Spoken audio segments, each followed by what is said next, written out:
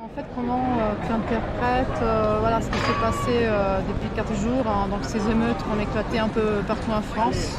Bah, déjà une loi de 2017 qui a été très floue et qui permet aux policiers de faire beaucoup de choses, d'aller beaucoup plus loin dans l'utilisation des armes quand ils arrêtent des automobilistes.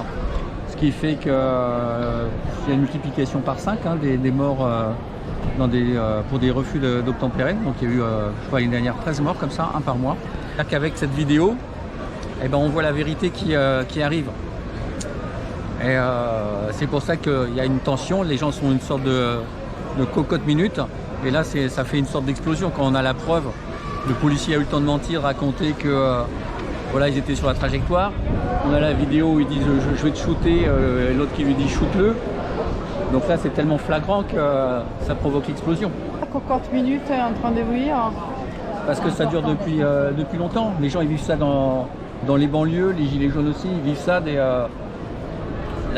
violences policières, les GPN qui couvrent, tous ces mensonges de gens assermentés qui sont après couverts par des politiciens, le ministre de l'Intérieur, etc.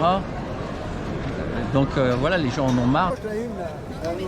Je trouve ça, pour une mère, t'as pas de mots à dire. Voilà, moi je parle comme une mère. Moi j'ai perdu une petite fille de 2 ans et demi, un petit garçon de 5 ans et demi. Je parle comme une maman. Elle vient de perdre son enfant. Alors faire de la politique autour, j'en ai rien à foutre, moi. Moi je dis que c'est pas normal qu'un enfant soit tué comme il est tué. Ce n'est pas normal. Ce flic, il a entendu, mais le deuxième doit y aller. Ils répondent de leur acte. Vous vous rendez compte que chez nous, il y a 2 millions d'enfants qui ne partent pas en vacances? Vous vous rendez compte? Et des personnes âgées avec? Ils veulent consommer alors? Ils veulent comme tout le monde, ils veulent vivre. Parce que quand vous allez dans les banlieues, si vous avez une tête comme moi, ça va. Mais ce que je dois vous le dire, vous avez une tête comme moi, vous ne vous faites pas arrêter. Mais si vous avez une tête comme certaines personnes, comme vous voyez là, tous les 5 minutes, il faut la carte d'identité. Vous trouvez ça normal, madame? Les enfants, qu'est-ce qu'ils veulent? Ils veulent des terrains de jeu. Ils veulent pouvoir partir en vacances. Et puis quand on voit ces journalistes qui passent en boucle, toutes ces chaînes comme CNews, vous voyez, BFM Télé, tout ça, qui passent en boucle tout le malheur des gens. Ils disent pas ce que font les gens en banlieue. Il y a des gens qui font des choses intelligentes en banlieue, mais ça, ils ne le disent pas. On essaye de leur dire, il ne faut pas faire ça, les jeunes, il ne faut pas... mais ils ne croient plus, ils ne peuvent plus rien croire. On les a, on a pu réussir à avoir les gens avant. Mais cela, c'est fini. Il me dit, moi, madame, je vous aime. Vous n'êtes pas raciste, au contraire, on vous aime. Mais ne dites plus rien. On n'en a pas peur de mourir, on s'en fout. Vous vous rendez compte à quel degré c'est? La mort, ils en ont... Mais madame, à 14 ans, la mort, qu'est-ce que c'est? C'est rien, madame, la mort. Il ne sait pas ce que c'est de mourir. Le jeune homme de 17 ans, il n'a pas vu la mort arriver, ce jeune homme. Mais non, il est mort. Nous, il y a forcément... Ce qu'il y a toujours, là, on voit les gilets jaunes depuis des années, donc ils rejoignent des manifs, ils sont allés à Nanterre, ils sont allés à la Défense. Mais sinon, là, on a vu essentiellement les jeunes qui se révoltent, qui sont aussi dans la consommation, on voit qu'ils attaquent des boutiques, etc. Donc ils ne sont pas forcément contre le système. Des fois, il y a des gens qui prétendent être contre le système, mais ils veulent être juste à la place de ceux qui ont le pouvoir. Donc c'est un peu ça le problème. Et même parmi les militants, je vois beaucoup ça. Ils peuvent avoir le mot démocratie, mais en fait, on voit des gens qui essaient de prendre le pouvoir dans les groupes. Et donc d'où la division. Donc c'est pour ça que c'est difficile. Et je vois que la capacité à aller vraiment dans la démocratie, à sacrifier un peu soi-même là-dessus, c'est quelque chose de très minoritaire. Donc je pense que c'est une évolution qui est très très lente. Pour moi, il y a une révolution intérieure à faire. Donc on a un ennemi intérieur qui est en soi-même, d'évoluer vers la sagesse, etc. Pas être dans l'égoïsme, l'égocentrisme. Et puis après, il y a entre nous.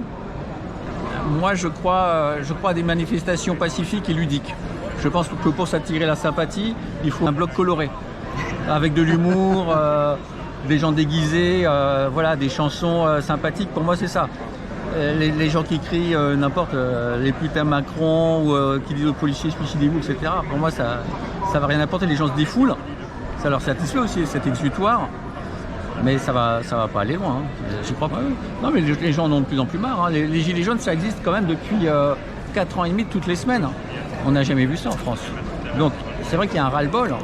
Les gens demandent plus la démocratie, demandent le RIC, etc. grâce à Internet, ils sont plus informés sur tous les mensonges, etc. Il faut dire la vérité comme elle est. Ils ont eu peur de Le Pen. Parce qu'attention, elle a 42 millions de voix, Le Pen. Il faut dire la vérité comme elle est. C'est pas la peine de se fâcher et puis dire oh, j'ai rien vu. Il faut vous dire aussi que peut-être, je ne le souhaite pas, mais que dans 2027, c'est elle qui prenne la place. Et c'est aussi pour ça qu'il y a une sorte d'alliance entre le centre-gauche et le centre-droit qu'incarne Macron, parce que le vote extrême de protestation, il augmente. Et on pouvait avoir justement Mélenchon contre Le Pen, s'il y avait juste le centre-gauche et le centre-droit qui continuaient à se battre. Donc c'est pour ça qu'il y a cette alliance du centre, et en fait le centre c'est toujours la domination à chaque époque. J'ai une question. Qu'est-ce que vous pensez que va se passer après ça, au niveau du gouvernement? On peut effectivement contrôler encore plus la population, c'est possible.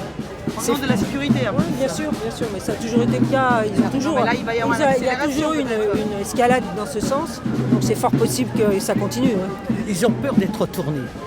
Ils ont peur de ne pas finir leur mandat. Ils ont peur qu'on marche sur l'Assemblée nationale. Ils ont peur.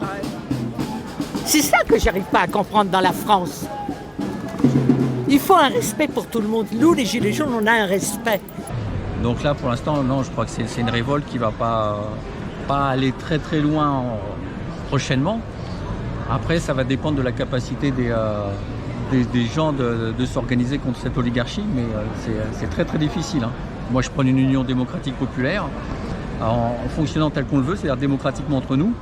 Mais je vois la difficulté de faire ça. Hein. Je suis chez les Gilets jaunes depuis donc plus de 4 ans et demi. On n'y arrive pas encore. Hein. Moi, ce que je dirais aux Italiens, c'est aussi par rapport aux élections européennes qu'on a. C'est-à-dire que je pense qu'on devrait faire une sorte de mouvement démocratique international. Faire une alliance sur ces fonctionnements démocratiques, en fonctionnement paririque, en choisissant les candidats nous-mêmes, en faisant des primaires, et que ces candidats ils s'engagent à porter la parole populaire pour instaurer une démocratie et passer par les élections, faire une sorte d'union internationale démocratique. Voilà. Quel est le souhait pour le futur alors, par rapport à ce qui se passe? Le souhait pour le futur. Eh bien, madame, je voudrais que tout le monde puisse vivre correctement. Je ne demande pas que tout le monde ait des 5 000, des 7 000, des 8 000 euros. Mais au moins, madame, que ces gens puissent manger, remplir leur frigo, qu'ils puissent élever leurs enfants et qu'ils ne les envoient pas dehors parce qu'ils y vivent dans 2 pièces et que les enfants, il faut bien qu'ils jouent et puis se font rattraper par les gens qui vendent de la drogue. Parce que ce ne sont que des gamins. Je veux une vie.